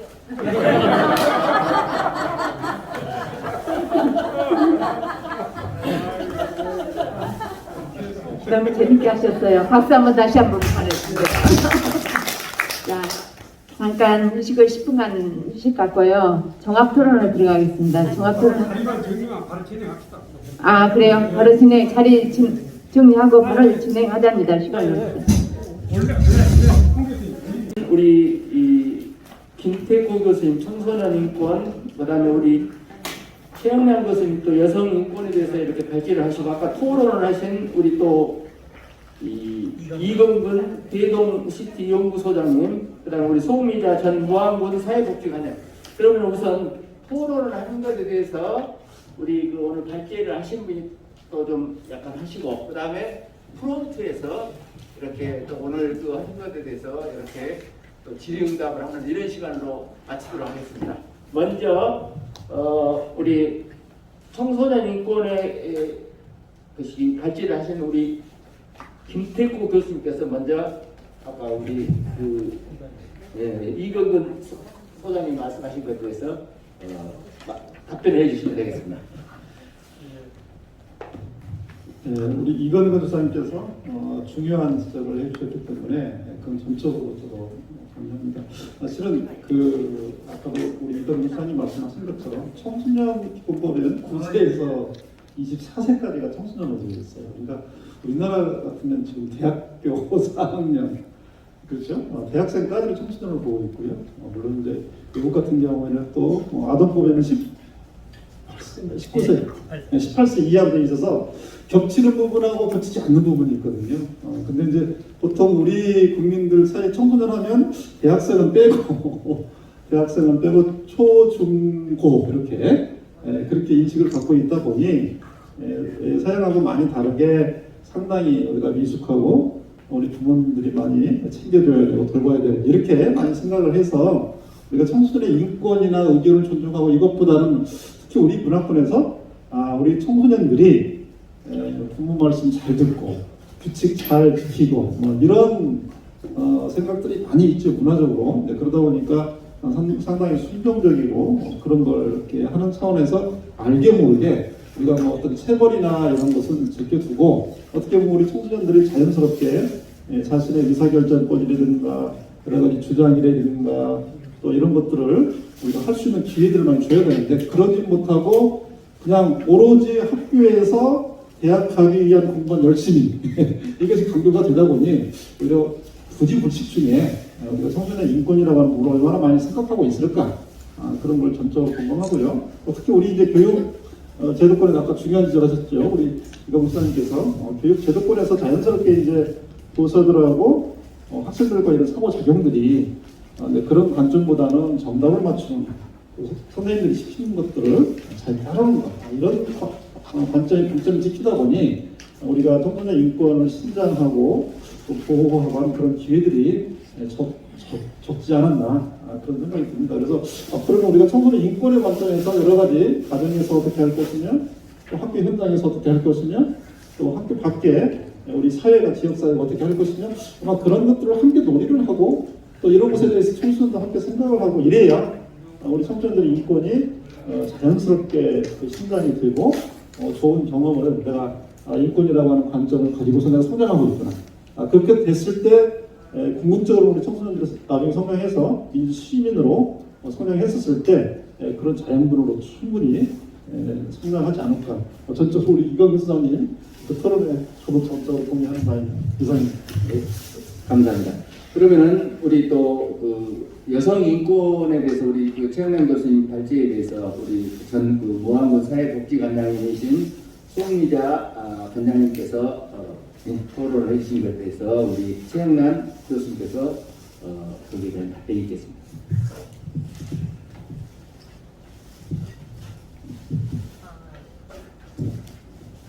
관장님께서 말씀하셨듯이 저희 나라 다문화와 관련된 법은 계속 날로 발전되고 있다는 것은 맞는 것 같습니다.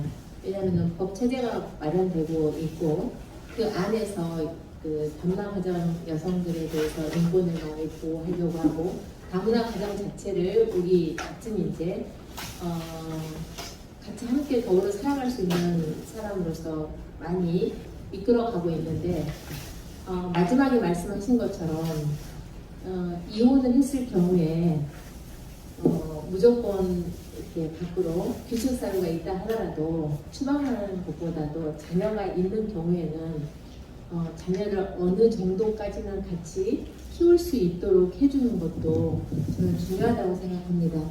왜냐하면 어린 아이들이 지금 다문화 가정 아이들이 굉장히 정체성 혼란이랄지 초등학교만 가도 문제가 굉장히 많거든요. 저희가 실제 사례를 이렇게 연구하기도 하고 연구에 의한 것들을 많이 살펴보면은 다문화 가정 청소년들이 학업에 대해서도 뒤처지는 경우도 많고 또 자기 정체성 혼란 때문에 여러 가지 문제가 있는 걸로 알고 있습니다. 그래서 그런 아이들에 대해서도 앞으로 우리나라에서 살아갈 아이들이기 때문에 충분히 공감하고 그런 것을 보호해 줄 수 있는 법이 마련돼야 되지 않겠느냐라는 점에서 공감을 합니다. 감사합니다. 우리 최영남 교수께서 계시고 그러면은 오늘 그 두 분이 특히 그 청소년 인권과 또 여성 인권에 대해서 이런 프론트에서 우선 그 또 오늘 발제나 토론에 대해서 격의 없이 이렇게 질의를 해주시면 또 앞에 우리 발제를 하시는 그 두 분 전문가와 또 토론자 이렇게 답변이 계시겠습니다. 자, 우리 프론트에서도 예, 우리 김지영 교수님.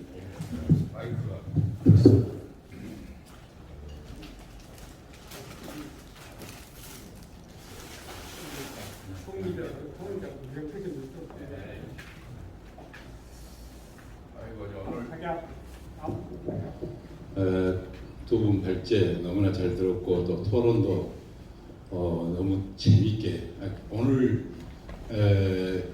학술 세미나는 다른 세미나와 달리 굉장히 가슴에 이렇게 깊이 뭔가 이렇게 느껴집니다.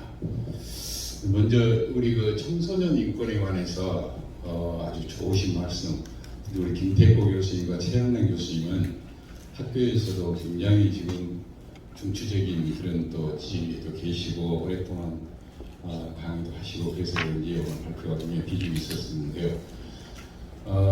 아까 토론자 이건근 박사님 토론을 했는데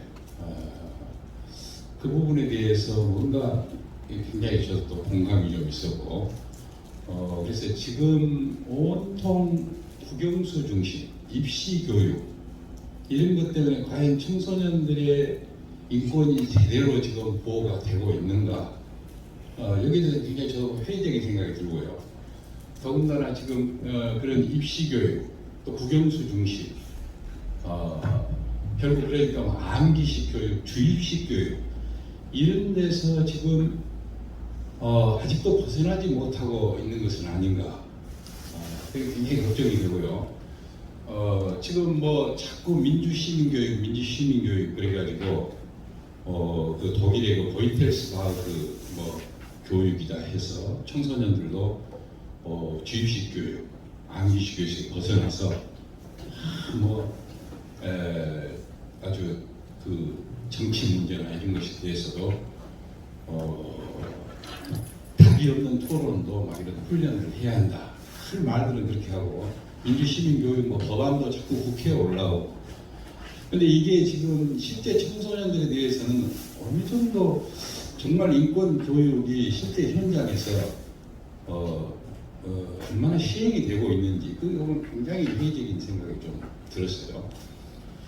그래서 그 점에 있어서 실제 오늘 그 고등학교에 계시는 분들이 중고등학교에 계신 초중고에 계시는 선생님이 계신지 모르겠습니다만 실제 현장에서 과거 이런 아까 말한 그 주입식 교육이나 암기식 교육에서 어느 정도 지금 좀 개선이 뭐가 되고 있는 것인지 그런 것을 조금 듣고 싶은 생각이 들어요. 혹시 뭐 우리 발제자님께서 얼마나 그런 부분은 고민을 뭐 하시고 있는지 모르지만은 또 우리 이건근 박사님 혹시 아시는 바가 있으면 그래서 그 점에 관해서 좀 궁금하고요.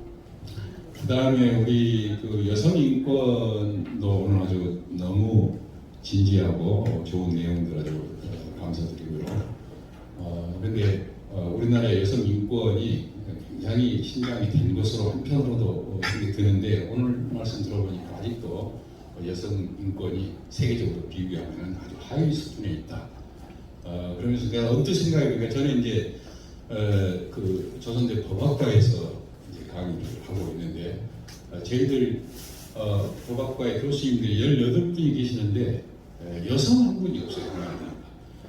제가 중국을 몇 년 전에 갔을 때는 그런데 오히려 여성 교수님이 더 많고 법학과에도.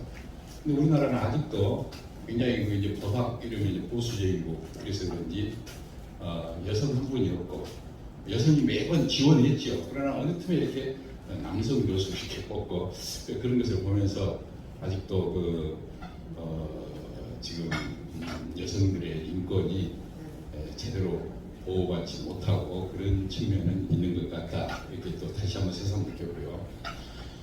근데 오늘 정말 제가 여기서 느낀 그 다문화 가정.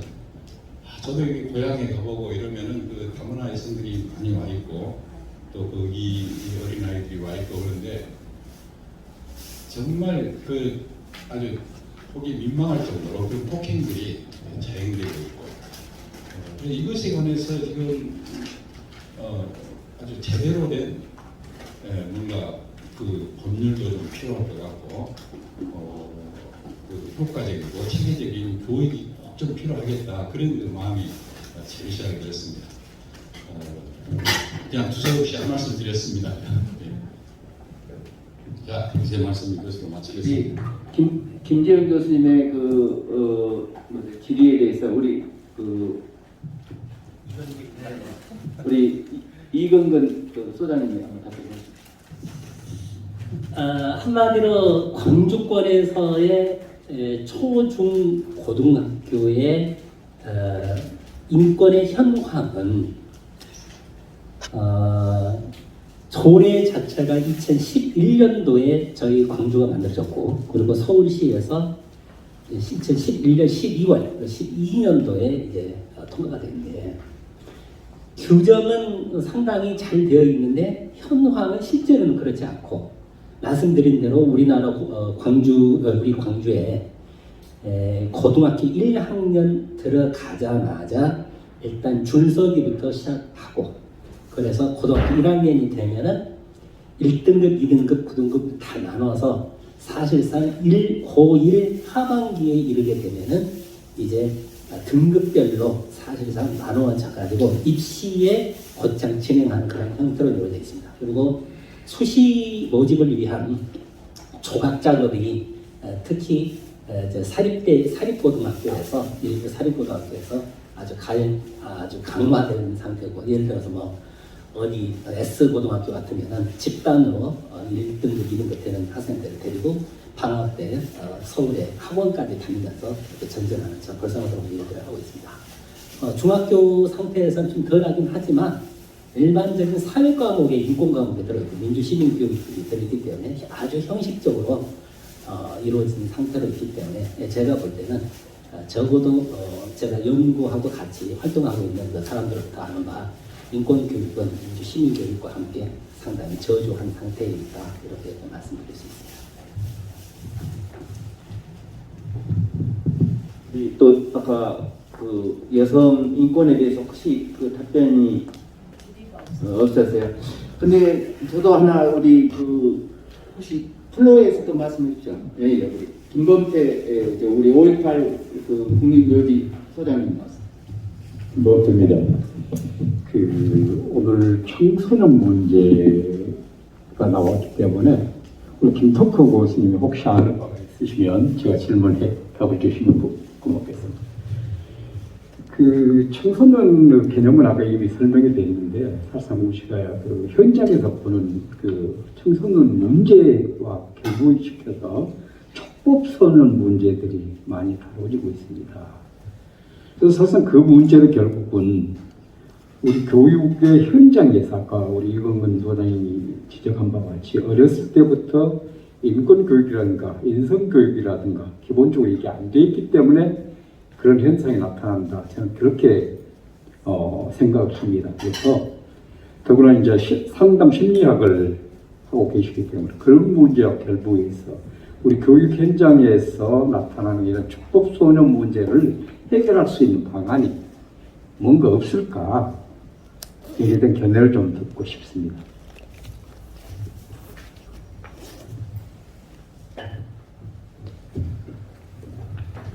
글쎄요, 지금 질문 자체가 상당히 어려운 주제 같네요. 축복 소년 문제를 해결할 수 있는 방안이라고 질문을 주셔서 이게 질문이 맞으십니까? 교육과 연계해서 어떻게 해결 방안이 있을까? 실은 이제 그 법을 어기는 청소년들이 많이 있거든요. 성장 과정에서. 그래서 이제 우리가 청소년 시기에 누구나 다 한 번 정도는 법규나 규칙을 어길 수가 있겠다라고 하는데, 그래서 우리가 특히 청소년들이 이제 범죄나 비행을 했었을 때 우리 성경하고 달리 처벌보다는 주로 보호 관찰. 그러니까 요즘에 이제 청소년들이 보호 관찰 제도를 많이 하고 있고요. 근데 이제 그것이 사회적으로 이제 문제가 되는 경우가 있죠. 그때는 이것을 청소년들이 악용을 해서 나는 아무리 내가 심한 잘못을 해도 보호 관찰 처분이야. 그래서 오히려 좋은 의도로 우리 청소년 시기에 잘못 또 일탈 비행을 했었을 때 우리가 보호 관찰을 여러 가지가 이제 기관이 있겠죠. 가장 강력한 기관은 이제 시설인 거고, 그다음에 그렇지 않은 경우는 수강 명령, 교육 이렇게 통해서 자신이 저질렀던 잘못했던 행위를 우리가 깨닫고 다시 자율적으로 정상적인 생활을 찾아갈 수 있도록 그렇게 만들어 놓은 건데, 현재 문제가 되는 것은 제가 방금 말씀드린 것처럼 악용을 해서 그것을 습관적으로 관습적으로 어기는 경우에요. 그럼 그 연령이 풀릴 때까지는 그것이 우리가 소년범으로까지 가기 상당히 어렵죠. 그래서 지금 주신 그 질문은 어떻게 보면 이제 그러면 왜 이 아이들이 그렇게 어쩌다 한 번이 아니라 습관적으로 반복적으로 그런 비행을 하느냐. 그런 경우에는 우리가 이제 가정에서부터 요즘 많이 가정이 해체된 경우가 꽤 많이 있었고요.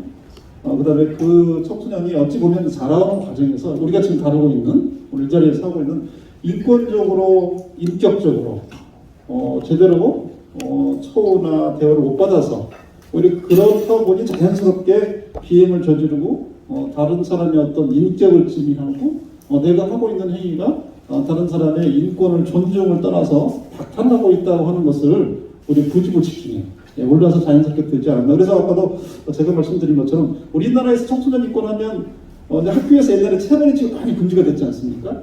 훈육이 하나의 목적이었지만 이제 그것은 이제 인권의 문제다 해서 일선 학교에서 그나마 이제 개정이 된 것은 이제 처벌이라고 하는 체벌이 많이 없어졌는데, 이제 그러다 보니까 또 일선 교사 선생님들은 뭐냐면 이게 학교에서 제대로 아이들을 다룰 수가 없다 또 이런 관점도 있고, 그래서 그것보다는 훨씬 더 우리가 자라면서부터 가정에서부터 정말로 우리가 체벌을 떠나서 우리 청소년들이 제대로 민주 시민으로서 성장하기 위해서 제대로 우리가 잘하고 있는지, 그다음에 학교에서는 우리가 현재 그런 범위 내에서 우리가 국영수 이것뿐만 아니라 어떻게 본다면 더 적극적으로 아까도 말씀드린 것처럼 학교 폭력이라고 하는 것은 친구들 간의 문제거든요. 그럼에도 불구하고 어떤 현상이 되냐면 방관자가 너무 많은 거예요.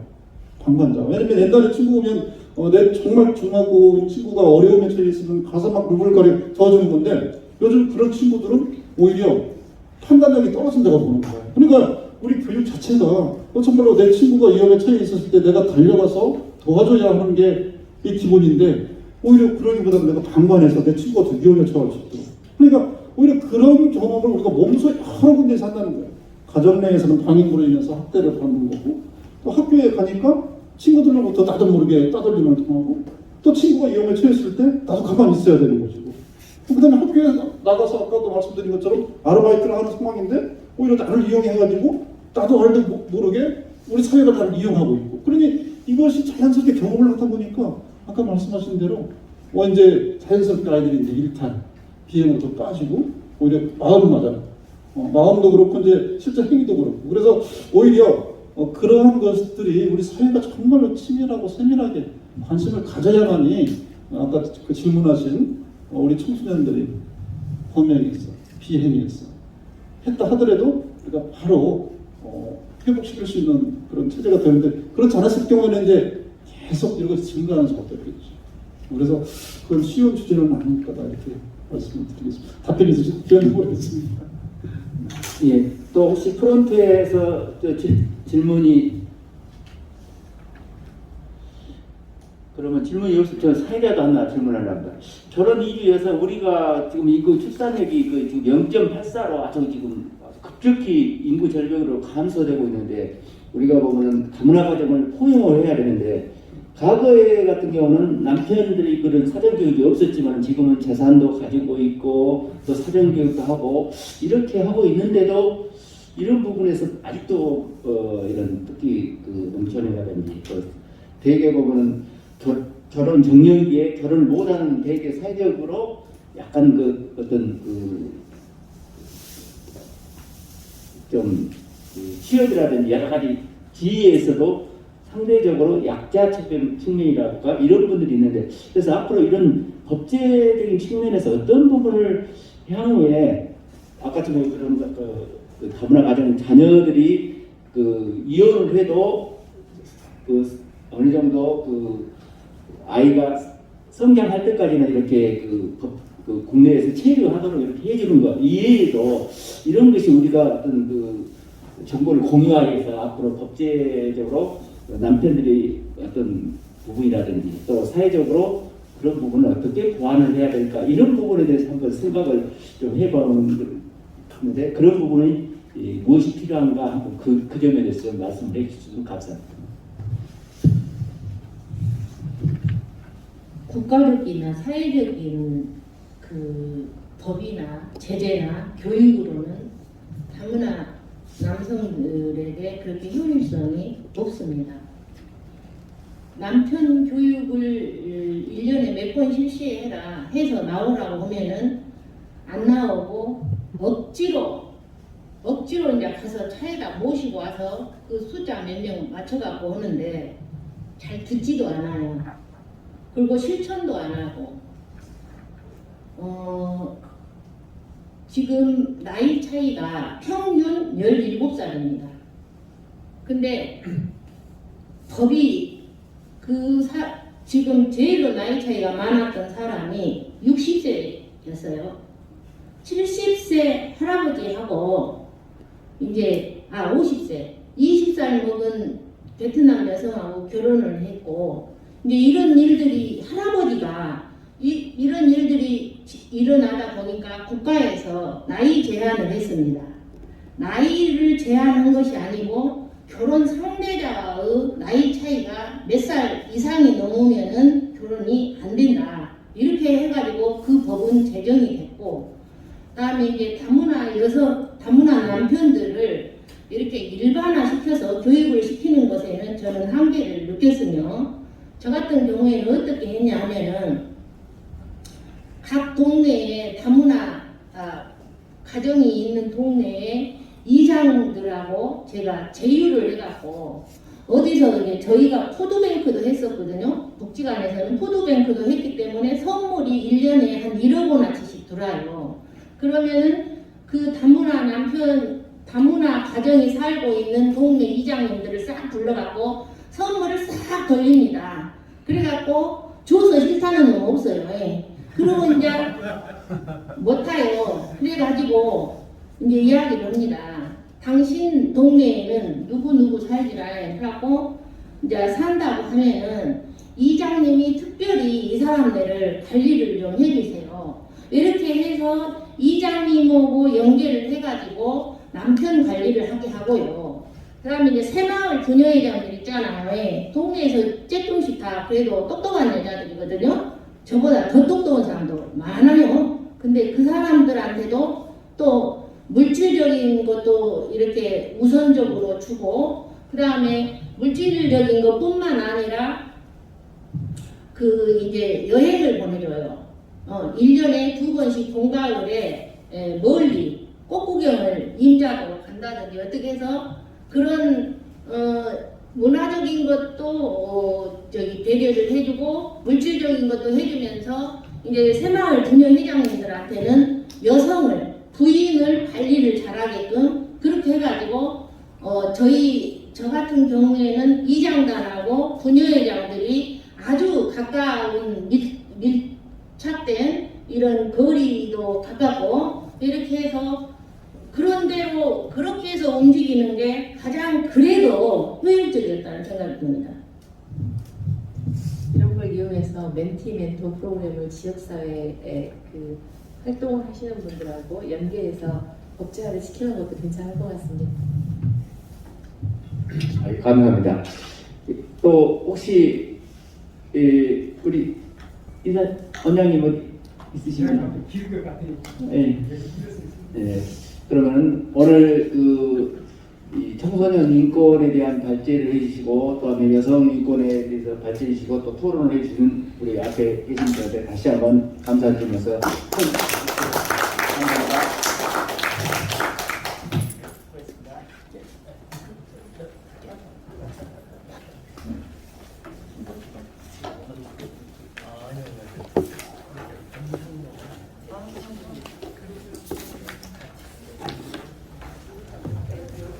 네, 이상으로 모든 행사를 마치고 공지사항이 있겠습니다. 임백 원장님께서 나오셔서 공지사항을 말씀해 주십시오. 아, 예, 모두 가지 마시고 단체 사진 하나 촬영하게요. 협조해 주십시오. 아, 네. 이따가 일상적인 행사도 전에 기념 촬영 시간이 있습니다. 좀 기다려 주시고요. 오늘 정말 발제를 맡아주신 두 분, 도를 맡아주신 발제해주시고 도를 해주시고 정말 감사합니다. 특히 우리 이건근 토론자께서 발제를 권하는 토론을 준비해서 정말 감사한데 아까 시간을 2분이라고 하는 5분을 기준으로 두고 초반을 하더라도 2분은 넘길 수 없다 이야기했지 처음부터 2분은 아닐 네, 그리고 우리 소미자 관장님 우리 지방말 아주 귀에 쏙쏙 들어오겠다만 토론을 해주셔서 잘 들었습니다. 좀 늦게 오신 분이 한 분 계시네. 우리 김상영 박사. 우리 교육 이사입니다. 그래서 좀 인사 한번 하세요. 그리고 아까 기우상 선생님 계시던 나가신 분 그랬어요. 그리고 전체적인 속태에 대해서는 아까 우리 김재영 교수님이 기대하면서 준비 다 했기 때문에 저희 생략을 안 했습니다. 여기서 식사는 바로 옆에 누기집입니까? 누기집이 오니까 거기 이렇게 준비하면서 한 번도 빠지 말고 이렇게 해주시면 좋겠고요. 또 저희들이 오늘 이제 12월 10일이면 매년 우리가 인권 선언 기념 행사를 하는데 여기서 인권 확실대회를 하는데 이번 금년에는 국민의 기본권, 제한권에 대해서 학술 행사를 갖고 또 인권사항을 추천을 받아서 심사를 통해서 시상을 하도록 하겠습니다. 이 자리에 오셨으니까 관심 가져주시고 주변에 알려주시면 감사하겠습니다. 그리고 오늘 전체적으로 좋은 말씀 해주셨고 여기 앉으신 한 분 한 분이 충분히 다 알고 계시지만은 또 오늘 발제 토론을 통해서 많은 또 저도 많이 배우고 있으니까 이것을 오늘로 끝난 게 아니라 이것을 이어서 생활을 할 수 있도록 모두 협조해 주시면 감사하겠습니다. 몇 가지 메모했습니다만 빠고 그러네. 여기서 맞추고요. 자세로 이러지 마시고 이거 삐부르고 그냥 앉아서 그렇게 하지 마라. 네, 아니 우리가 여기서 인권 교육원인데 여기가 아무것도 쓰고 있는 것도 또 문제예요. 네, 답장 떼고 이렇게 합시다.